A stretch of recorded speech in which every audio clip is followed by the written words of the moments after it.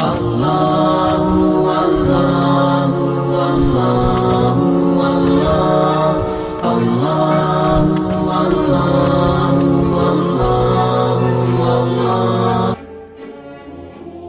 دیکھیے تیسری، یا عبادی الذین آمنوا ان ارضی واسعۃ فایایا فاعبدون، اے میرے وہ بندو جو ایمان لائے ہو۔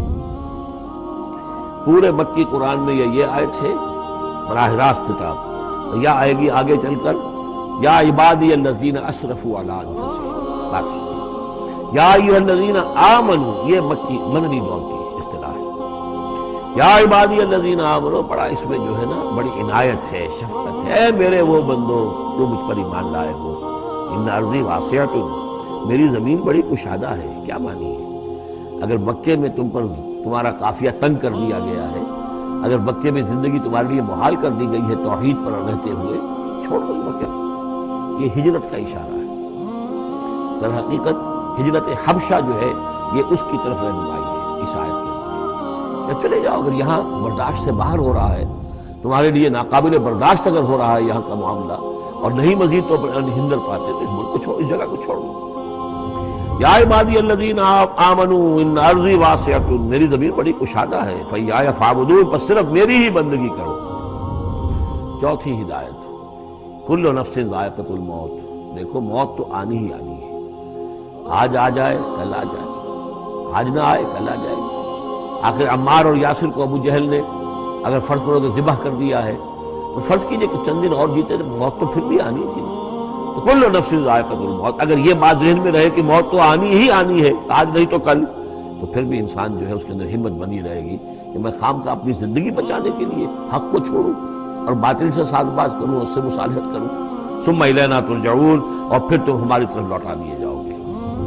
پانچویں بات، والذین آمنوا وعملوا الصالحات لنبوئنہم من الجنۃ غرفا، ہمارے اس وعدے پر پختہ یقین رکھو کہ جو ایمان لائیں گے اور نیک عمل کریں گے ہم لازماً ان کو جگہ دیں گے اس جنت کے بالا خانوں میں، جو سورہ فرقان کے آخری رکوع میں آیا تھا، اولئک یجزون الغرفۃ بما صبروا، انہیں غرفہ بالا خانہ ملے گا۔ تو من الجنت غرفا، جروں کے بالا خانے ملیں گے جنت کے، تجری من تحت الانہار خالدین فیہا، جس کے نیچے ندیاں بہتی ہوں گی، اس میں وہ ہمیشہ ہمیشہ رہیں گے۔ نعم اجر العاملین، کیا ہی اچھا ہوگا عمل کرنے والوں کا اجر۔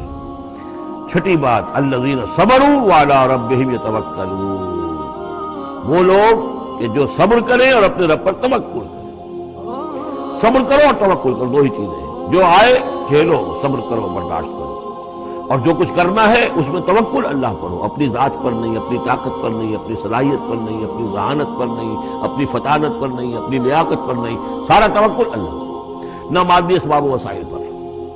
اگلی ہدایت اور آ رہی ہے، وَكَأَيٍّ مِّن دَابَّةٍ لَا تَحْمِلُ رِزْقَهَا، یہ بھی نہ سمجھو کہ تمہارا رزق جو ہے کسی کے قبضے میں ہے وہ روک دے گا، اور تمہیں کیا کھاؤ گے کیا پیو گے۔ وَكَأَيٍّ مِّن دَابَّةٍ، تم دیکھتے نہیں کتنے حیوانات ہیں زمین میں، لَا تَحْمِلُ رِزْقَهَا، کیا وہ اپنا رزق اٹھائے پھرتے ہیں؟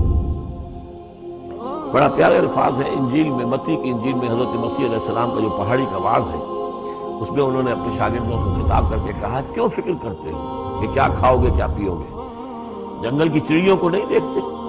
نہ وہ کاشت کرتی ہیں، نہ ہل چلاتی ہیں، نہ بیج بوتی ہیں، نہ فصل کاٹ کر کہیں رکھتی ہیں، نہ کھتے بھرتی ہیں، پھر بھی میں تم سے کہتا ہوں کہ وہ خالی پیٹ صبح گھر سے نکلتی ہیں، شام کو آسودہ ہو کر آ جاتی ہیں۔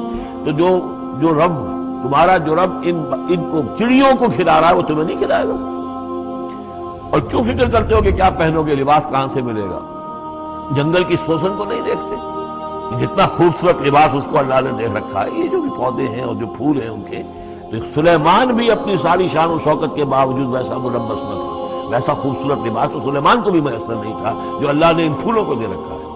تو غور کرو، جو وہ زمین کی اس گھاس پھوس کو، ان پودوں کو اس قدر حسین لباس دے رہا ہے، عمدہ لباس دے رہا ہے، جو ابھی ہے اور کل نہیں ہوں گے، یا یہ کہ کاٹ کر اور وہ چولہوں میں جلا دی جائے گی گھاس، تو کیا وہ تمہیں نہیں پہنائے گا؟